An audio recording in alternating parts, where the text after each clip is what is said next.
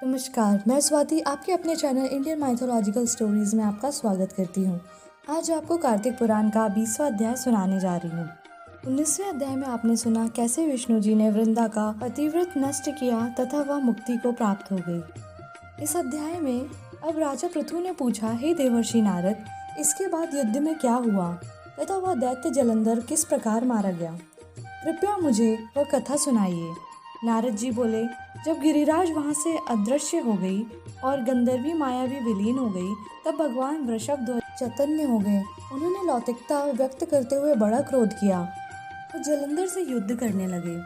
जलंधर शंकर के बाणों को काटने लगा, परंतु जब काट न सका तब उसने उन्हें मोहित करने के लिए माया की पार्वती का निर्माण कर अपने रथ पर बांध लिया। तब अपनी प्रिया पार्वती को इस प्रकार कष्ट में पड़ा देख लौकिक लीला दिखाते हुए शंकर जी व्याकुल हो गए। शंकर जी भयंकर रौद्र रूप धारण कर लिया।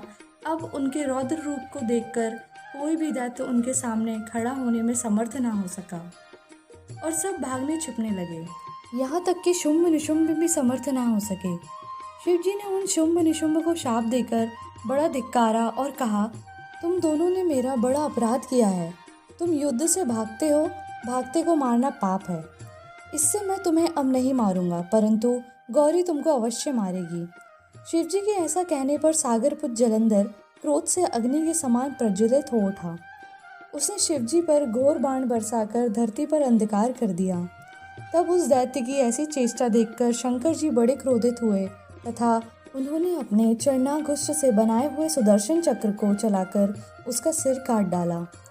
एक प्रचंड शब्द के साथ उनका सिर पृथ्वी पर गिर पड़ा और अंजन पर्वत के समान उसके शरीर के 2 खंड हो गए।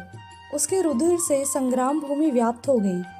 शिवाज्ञा से उसका रक्त और मांस महारौरव में जाकर रक्त का कुंड हो गया तथा उसके शरीर का तेज निकलकर शंकर जी में वैसे ही प्रवेश कर गया जैसे वृंदा का तेज गौरी के शरीर में प्रविष्ट हुआ था।